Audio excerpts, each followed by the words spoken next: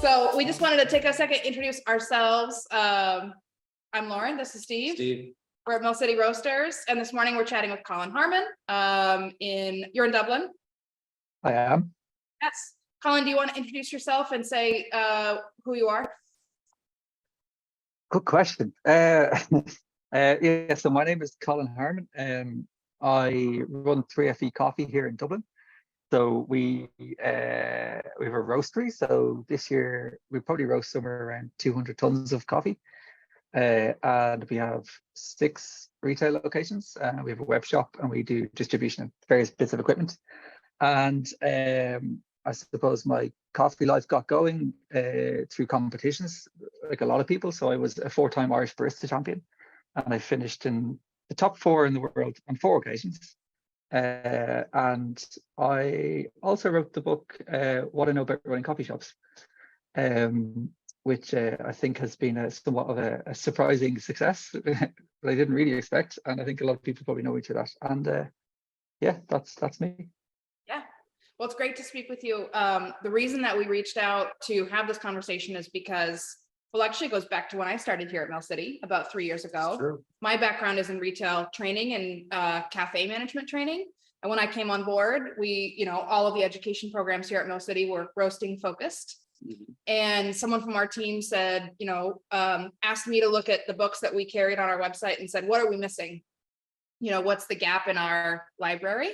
And I said, I think this Colin Harmon book is really valuable. And at the time, we didn't have anything that was retail focused. And so we just threw it on the website. And you mentioned it being sort of a surprise success. I think it was for us as well, because we have consistently sold a ton of them. And I think come to class, they pick one up. And we were just discussing before the start of the call, it is very valuable for retail owners, cafe owners, but it's really valuable for anyone who thinks that they want to start a coffee company, right? Mm. Yeah. I think I suppose one of the motivations was that there's a lot of books about business out there. There's a lot of books about coffee out there, but there didn't seem to be very much where they intertwined. Yeah. So I saw kind of an opportunity there, and I think I got lucky, really, to be honest with you. So it's kind of taken a life of its own now. Yeah, well, definitely. I think it filled a need that was very apparent, and that, a lot of people gravitated towards, because everyone wants to do what you did, right? Start something and be successful. Yeah, I mean, sorry, go ahead. Oh, I just think it was really good timing. We're kind of in this thing where the entire world is transitioning from utility coffee to beverage coffee. And a big part of that is local independent brands.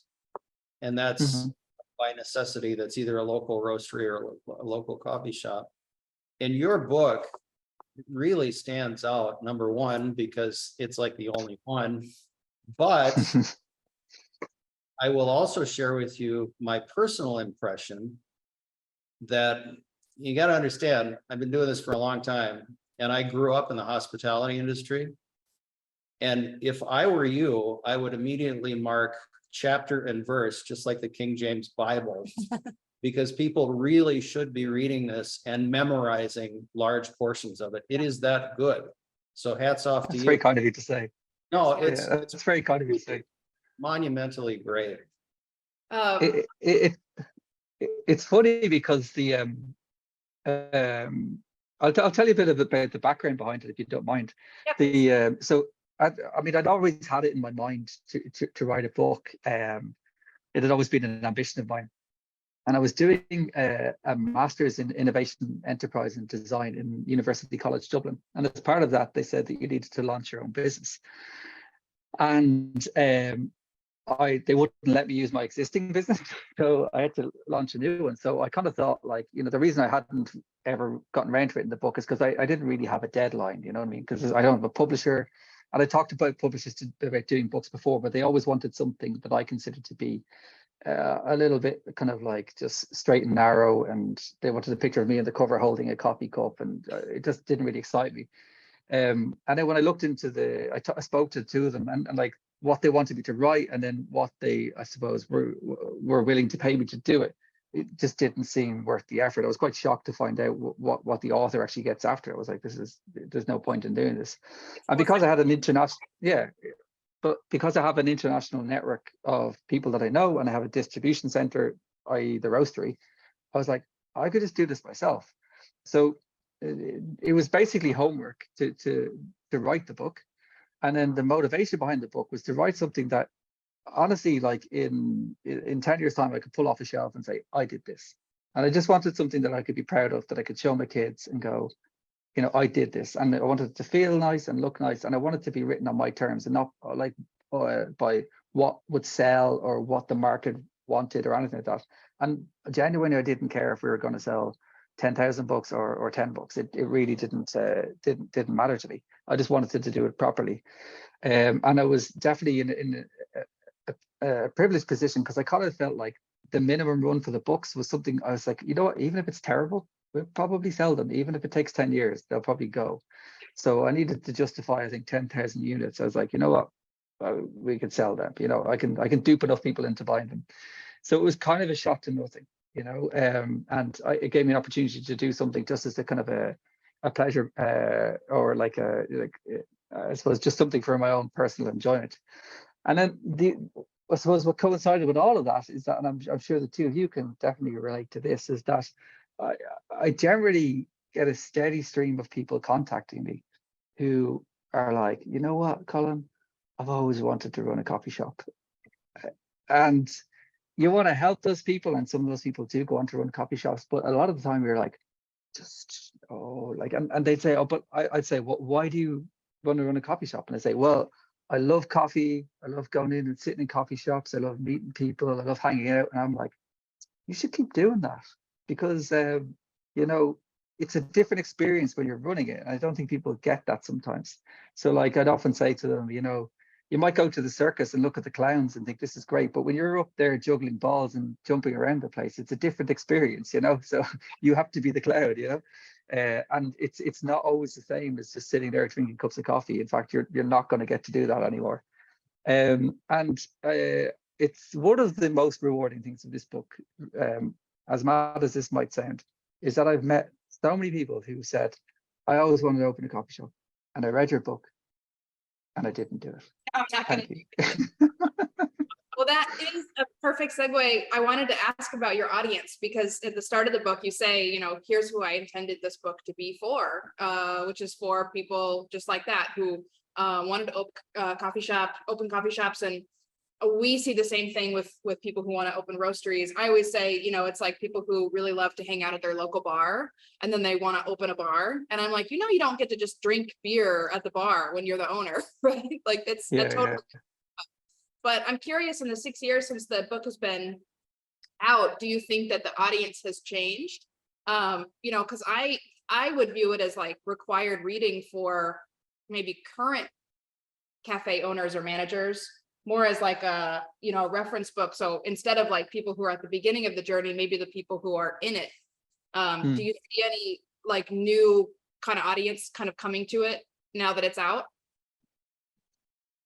Yeah, I mean, like, one of the most important people in the writing of this book was my wife, Yvonne, and she's an occupational therapist and kind of doesn't really care about coffee or the coffee industry, you know, with respect.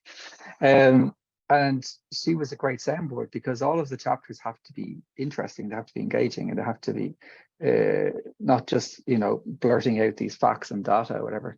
And that was important to me, because I mean, I'm Irish, and Irish people are storytellers, and I think that comes across a lot in the book, is that a lot of them are just telling stories and using stories to illustrate points that a graph could probably do just as well.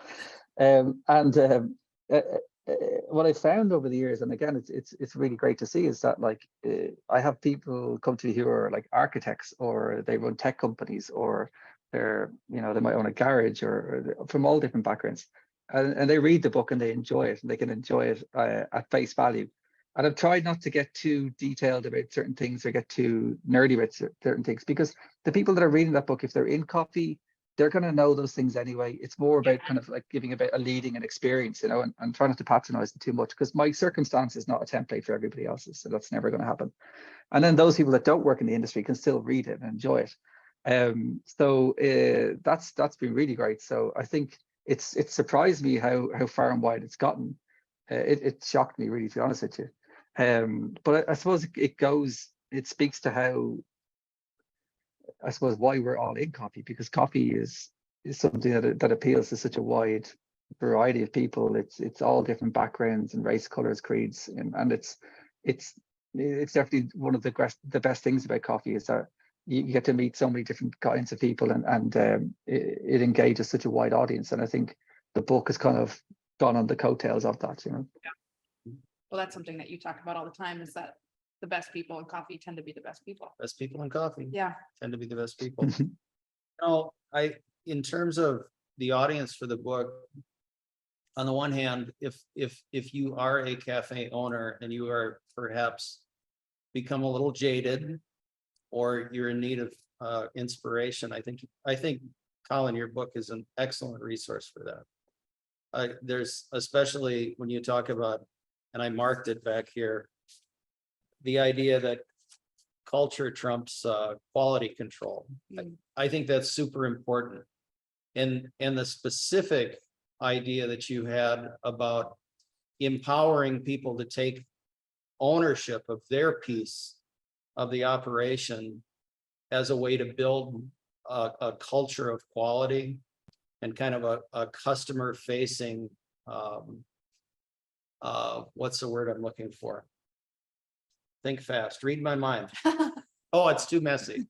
That idea that, we are welcoming and we're meeting people where they're at, and we value service and connection with customers.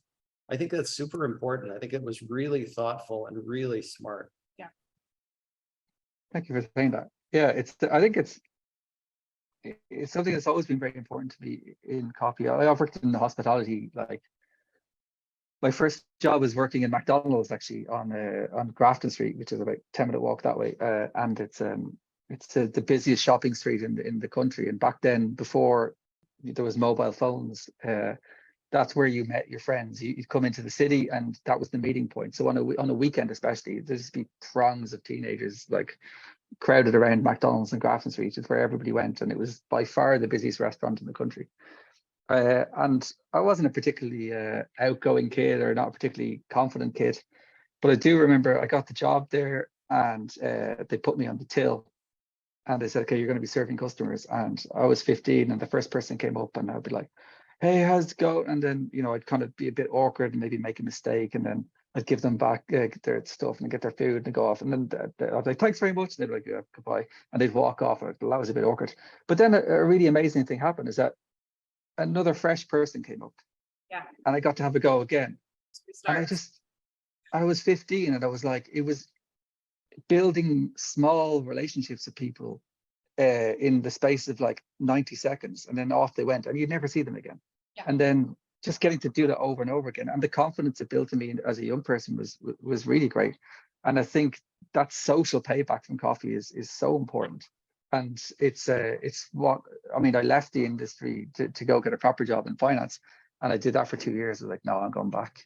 And that's what coffee gives you, is that sense of like just welcoming people, and never being like more than one customer away from solving any problem that you have, and just that sense of engagement. And I think especially post COVID, it's like I still sit in the cafe downstairs when it's busy, and like, there is no better noise. Like, just a busy cafe is just, it soothes the soul, and it's the best industry to be in. I wouldn't do anything else.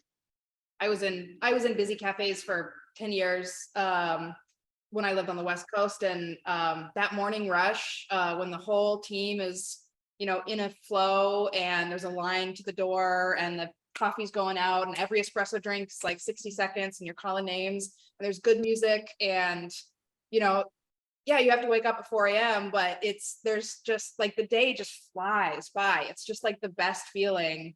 And yeah, get moments of that now when we have a busy class, and everything's just like working really well, or, you know, we're taking phone calls and talking to people and stuff, but that rhythm, I mean, I wonder now if I could do it, being a little older and having like physically slowed down a little bit, but it's the greatest. You could still, Probably. Yeah. I would have to like I, day afterwards. I couldn't do it. No yeah, way. I found out recently that I might have I can't really do it the way I used to. Like it's because in the middle of COVID, I got the opportunity to jump back in bar and make coffee, and it was an interesting experience. And it's funny because without sounding very Grandpa Simpson about this, in my day we didn't have digital scales, and Yeah. we didn't have accurate dosing in grinders, and everything was like you're just surfing a grind profile at all times, and you're just and there was a lot more kind of that kind of behavior in place. But I mean what they do today is still amazing, but it's a very different muscle memory for what I had anyway. I guess if people got frustrated with the wait times, you could say, well, I'm the Irish barista champion, so you can wait. Yeah, well, I think they're expecting something that was going to be the best coffee they ever had, and I'm not sure that happened. But Yeah, that's kind of a high bar.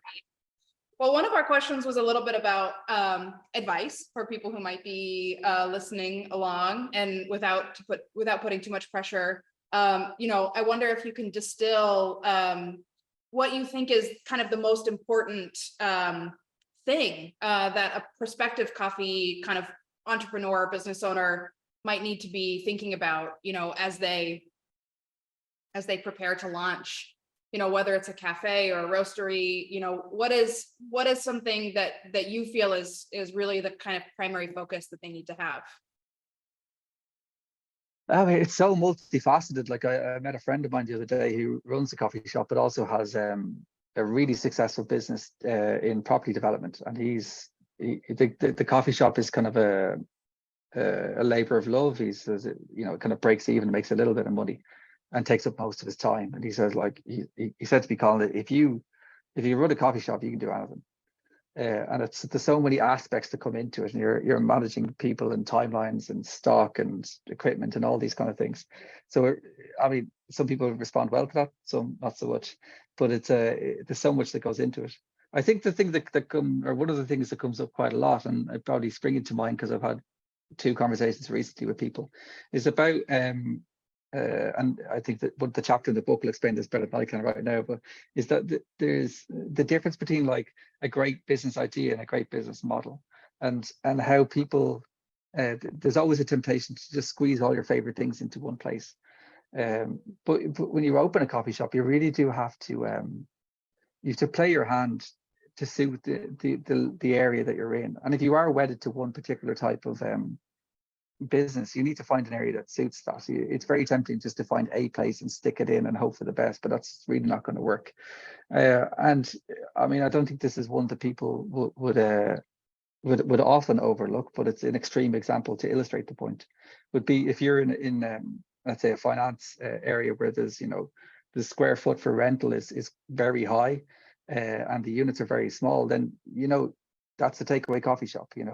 And just because you love avocado toast, or you have an old recipe for I know beef goulash that your grandma used to make, that's save that for another day. You really have to find what mix will suit that location. And even in our locations, we've 6 at the moment, and they're broadly 2 categories, and one kind of more food oriented and one more takeaway oriented. But even within that, each unit has its own peculiarities that won't work in other places. And it's getting that mix right, because just because something is like a great business idea and people say that sounds great, I love that, you love that, this is amazing, and ultimately you have to be able to take in more money than you're spending, and if the model isn't there, then nothing is going to work, and you can't achieve anything if the business isn't viable. So viability is everything, really. And I think when I've a couple of friends, one of them runs restaurants and one of them runs bars, and we tend to go and traveling or go on cycle trips together.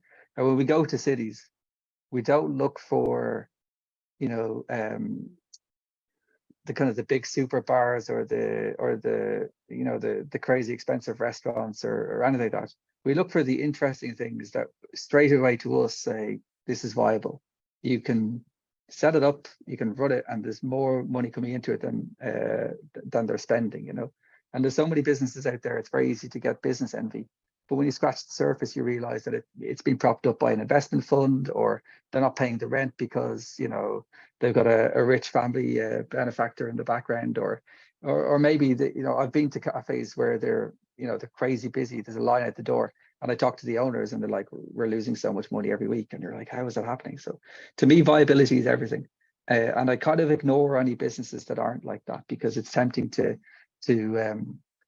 look at businesses who are getting all this funding and they're like pre-profit and invested in inverted commas. But to me, that's not interesting. It's not something that gets me. But when I see a business that does a good job, they make a good product, the people are engaged in what they do, and it's viable on its own 2 feet.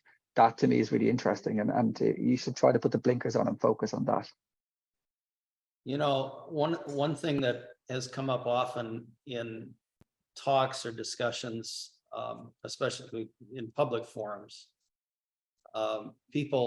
there's always somebody in the audience that stands up and asks about work-life balance. What is your work-life balance? And I say, I don't have a life. There's no, and the reason is because my work is life. My work is, you know, and I think what you're kind of alluding to a little bit is the idea that, you know, number one, Angie Davis told me years ago, our vice president here, keep your eyes on your own paper, which I've seldom ignored. It's a great idea. Don't be looking at somebody else's thing, build your own thing. That's you know, learn from the book, learn from the people you talk to, but don't spend a lot of time having business envy. Don't be looking at somebody else wishing that, you know, you had their funding source or you had their location. You have to grow where you're planted. You have to do the best you can with what you have to work with today. And that business model has to be viable enough to scale. And scaling often means pivoting. Successful businesses pivot, dead businesses don't. Anything that's not growing is dying. That's what I believe. And absolutely. you know, when I'm reading your book, and I'm going to tell you, by the way, my grandfather, my grandfather, Grandpa Green, was born on St. Patrick's Day, and he too Just recently celebrated it. Yeah. was of Irish. He would have been 108, and he was of Irish descent, and he was a storyteller, which is obviously now I understand where I get it. So thank you. But you know, as I'm reading your book, and you're talking about your location, you know, choose your location. What I've told people in the past is look up how Starbucks picks locations. And I can't tell you how many owners I've talked to, and this is a real thing. I come into a shop and I'm talking to an owner, and he's got this wildly successful thing, very successful shop, making money, everything's great. And then he kind of confuses luck a little bit for genius, and he opens a second location where he is losing his shirt. And you know, the first thing I ask is, how did you research that location? What's your vehicle traffic? What's your foot traffic? What's the demographic in the area? What's the increase? What's the percentage increase in housing annually? These are metrics and demographics that I can kind of take a look at for a location. And when the reason this is intuitive for me, my grandfather and my uncle, and I worked with them for years, purchased restaurants and taverns, bars, and would resurrect them and rehab them and sell them kind of as business opportunities. And when you talk about a little bit, oh, I want to open a coffee shop because I want to be the popular guy with the coffee shop. Well, we would often sell hospitality locations to those people on a contract and then get it back about 18 months later. There were properties that we kind of recycled like that maybe 5 or 6 times before someone moved in with a little acumen and it was finally successful. Hmm. So the thing that I think is, again, it's really fascinating about your book is you really touch on that in a substantive way. It's not like, oh, this is what I think. It's really very, very important. And what I wrote down in my notes was forewarned is forearmed. Yeah. Yeah, it's We talk about that here with roasteries, people that want to start roasteries, have never done this before. And I natter on like an old fool, like I'm using up all of our time right now. But, I really try to give them a brain dump so that they have some expectation, some realistic expectation of what they face. So yeah. I'm thrilled to be selling your book. I think it's really great. I'm delighted you think of it that way. It's quite flattering to hear it. I think that there's two things that you've said there that kind of definitely resonated with me. And the first thing was like the issue of the second shop, and I'm actually almost finished the second book. So perhaps when it is finished, I'll come and I'll do a seminar with you guys because I'd love to get over at some stage. But with the second shop, I think the thing that I found out, and every shop thereafter, the thing that I found is that, and I see this a lot with people, is that they've a first shop and it's successful and it's going well, it's making money. And then they find a second location. And what they don't take into account is that the first shop is successful because your eyes are on it 7 days a week and it runs off your personal energy. So, and this is not to be disparaging to people who work for me, because we really do have a great team, but any business owner, their presence in the business can be, to replace that hour, you need like an hour and a half or 2 hours from other people. And that's just human nature. Like I when I worked in other people's businesses, I wasn't treating everything the same way as the business owner was. That's just the way it is. And you do get gems along the way who are they've run places like it's their own and they're wonderful, but you have to presume that that's not the case. So when you step away from the business, if you were doing 50 or 60 hours a week to keep somewhere going, that means for the first business to be viable, you need now to find someone who's going to do 100 or 120 hours, or 2 people or 3 people to do those hours, just to stand still, just to be in that same position. And then obviously you've got a higher wage cost because you've got 3 people there. And now with this new location, it doesn't have that head start. It doesn't have you there 50, 60 hours a day because you've got to split your time between the 2 places. And that was something, and as we grew more places, we found locations. We found one location and like we tried for 2 years and it just couldn't get off the ground. And I was trying to run it off my personal energy because that's what I'd done in the past and that's what it worked. And the day it closed, I was like, okay, we have to change something. Something has to change here because I can't drive these places off my personal energy. It's fine with your first shop. You might get away with your second shop. Some people get away with a third shop. But after that, and even if you do get away with the third one, that's only for a limited amount of time before you probably keel over or end up in hospital or something. So it's not sustainable. So really trying to get somewhere to run off its own bat, like a machine that's running off its own engine and you're just standing aside watching it run. That's the important thing. The second thing is that I have a note here. I can't even read my own writing. Oh yeah, second one. With new locations or second locations. So we've learned this before, and again, there's a whole chapter on this, which is incredibly painful to write. We found a wonderful location that we wanted to set up a coffee shop in. Oh, we spent an absolute fortune fitting it out. Absolute fortune. And when I think about it now, I shudder.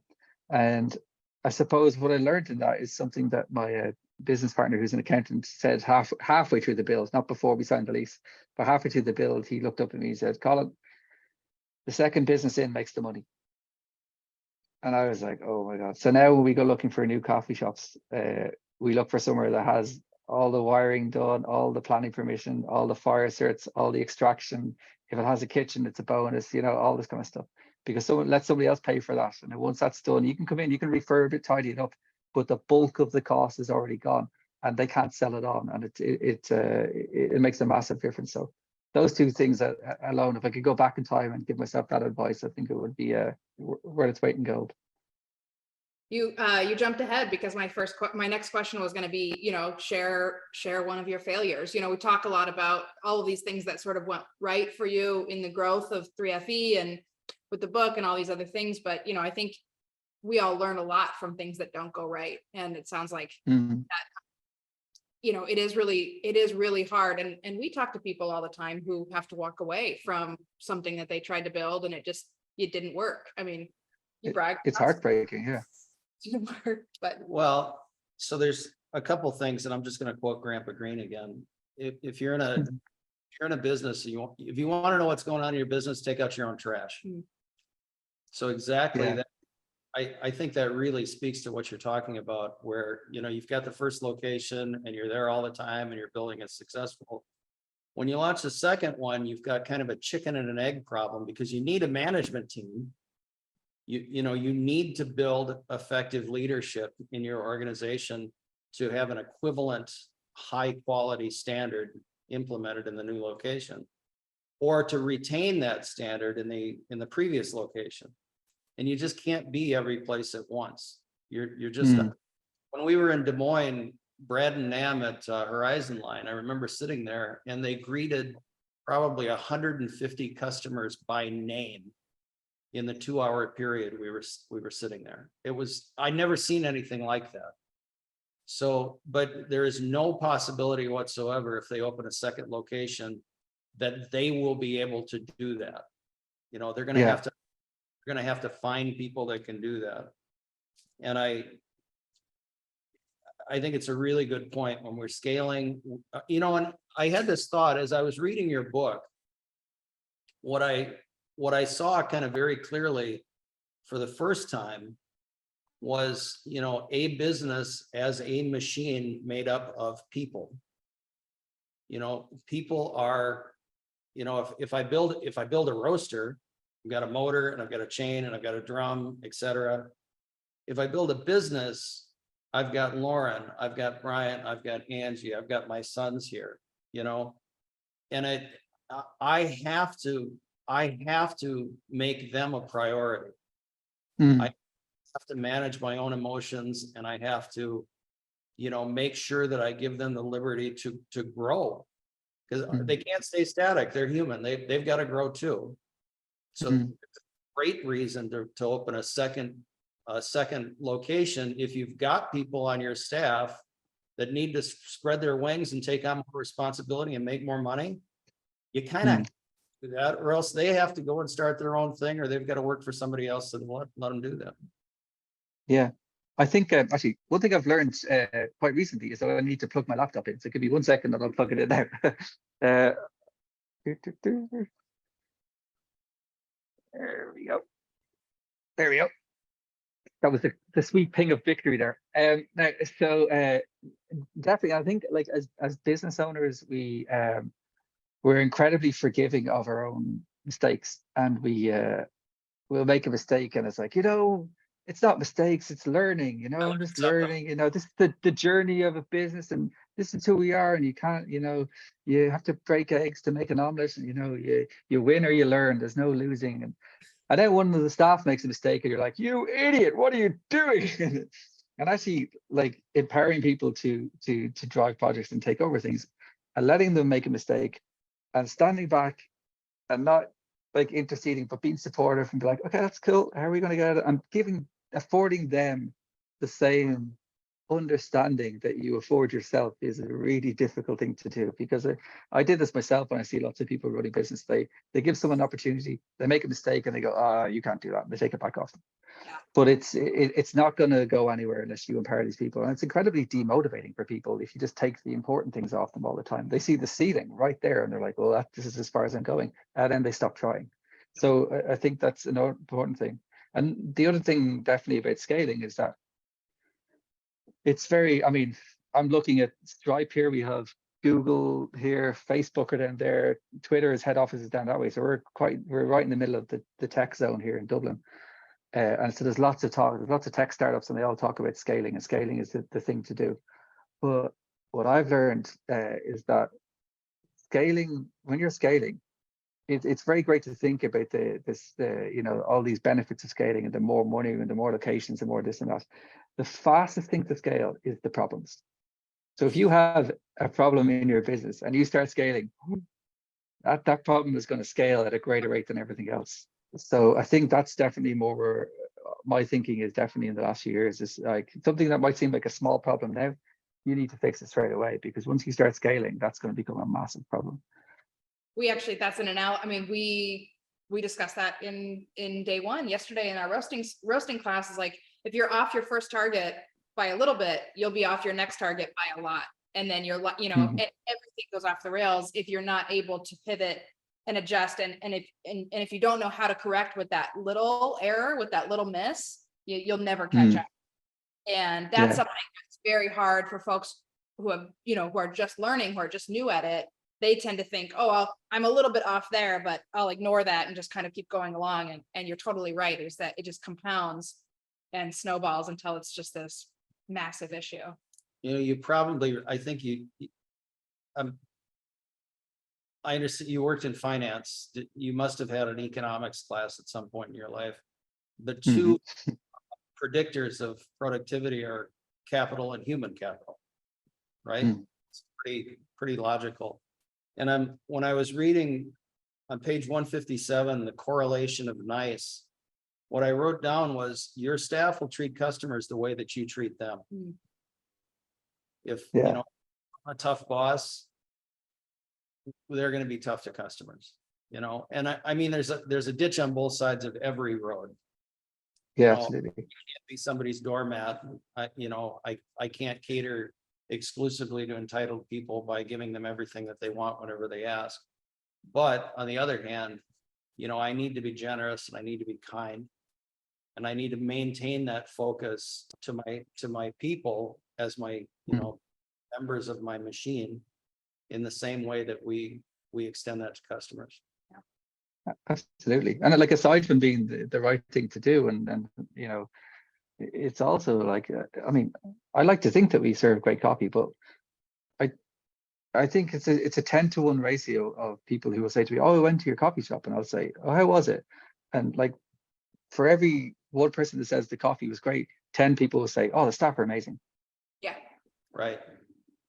You know what I mean? And it's like, it's so important. So I think you're definitely right in terms of, people come to coffee shops and nobody sits looking at a wall. And actually, we've one customer who sits looking at the wall, but besides that guy, everybody else faces into the shop, you know, and they're watching the staff and they're watching the customers, and it's just it's like you know, daily visual theater for them. And if the staff are enjoying themselves, it's magnetic, you know. They want to be part of that, and that's why people come. It's like a show, you know.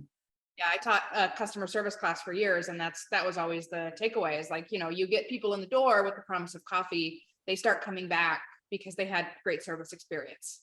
You know, there's absolutely, yeah. This is when I was living in Portland. Trust me, there's 100 places to get a great cup of coffee. You know, you'll never win that competition, you know. But yeah, location is also huge, which you do talk a lot about in the book. So if you're on someone's way to work, then you probably have a pretty good opportunity to catch them multiple times. But people just keep going back to places that make them feel good, you know, where they have those that are really positive. Yeah. I wanted to throw something at you that I think is one of the most difficult questions to answer, which we get sometimes, and I think it is a little bit more geared towards the retail experience, but people always want to know what's next, right? And as you think about the next 10, 15, 20 years of 3FE, what is the future? Where are people's, you know, values and focuses going with regards to coffee experiences? Not telling you. Where is it going next? It's a good question. I think, I worry about this sometimes. I worry that maybe something's going to come along and we won't pick up on it, and before we know it, everybody else will be doing it and we won't, and then we'll be dead in the water. But then, like, I suppose the thing that reassures me is that, like, there's nothing new under the sun. Like, your grandpa Green, when he went to some place to get a cup of coffee, he went there because the coffee tasted good and the people were nice to him, and that's a fundamental. It's not going to change. But notwithstanding that, I think, like, it is important to keep in touch with trends, and allowing a space for play in your business is important. And there's definitely been times when I've made that sense of play probably too much of what we're trying to do. I can be corrected in this, but I think we were like the first, retail coffee shop anywhere to have an EK43 as our main grinder, and a shop that's selling 500 cups a day, which was a disaster. But I was so focused on doing this thing that was going to be the future, you know what I mean? Sure. And I Well, you look see it back and go, happening in you competition idiot. and you go, oh, that's the best way to do it. So I'll do it at the door. Yeah, exactly. Yeah. But it's like, but it was the space for playing, like you can by all means have a guest coffee that an expensive lot of something that you might sell, 10 shots a week of, and do it through that grinder and use that for the sense, that sense of play, because that makes you learn and think outside your box, and you always need to be progressing. So it's something that we do try to do is to experiment and always have that kind of the 2% of the business that's just just having a go at something, or just scratching the surface and seeing there's something else there. I definitely think, like, I have a clunky analogy about specialty coffee. And I'm kind of showing my age here now, but when I was in university, the faculty that I was in, it was the first faculty in Ireland to have Wi-Fi. And we'd all walk around with our laptops going, I'm on the internet, this is insane. Now, it was insane, it was crazy. But the other thing I can tell you is that it was incredibly expensive. It didn't really work. Very few people knew how to use it properly, and not everybody got it. And to my mind, that's kind of what specialty coffee was like when I got into it as well. It's expensive, didn't work all the time. Not everybody got it. It wasn't for mass market. Most people thought it was weird.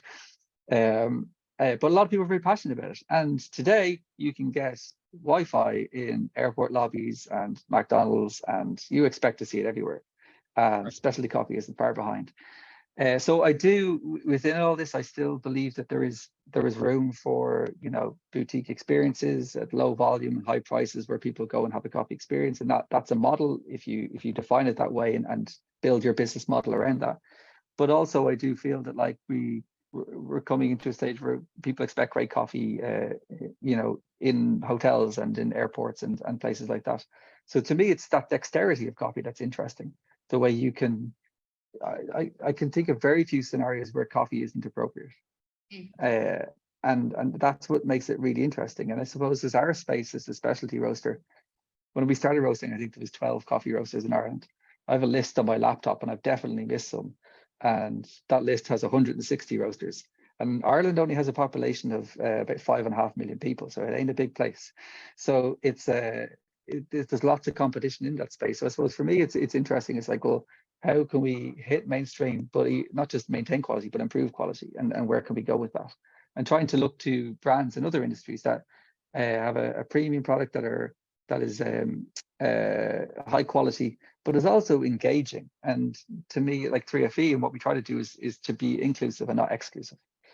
So how can you have a premium product that people really value, but also it's a very exclusive and people feel welcome doing it? So that's kind of where I'm looking. I think there's definitely examples. I think Blank Street, is that what it's called, is an interesting one at the moment, where you have a coffee shop chain that runs on bean to cup machines and has all the idiosyncrasies of a traditional specialty coffee shop. I think that's super interesting. But at the other end, I mean, I love going to those little small places that do boutique stuff. But where great coffee is going to pop up, I think is going to get far and wide, and maybe not as widely available as Wi-Fi, but maybe nearly as widely available.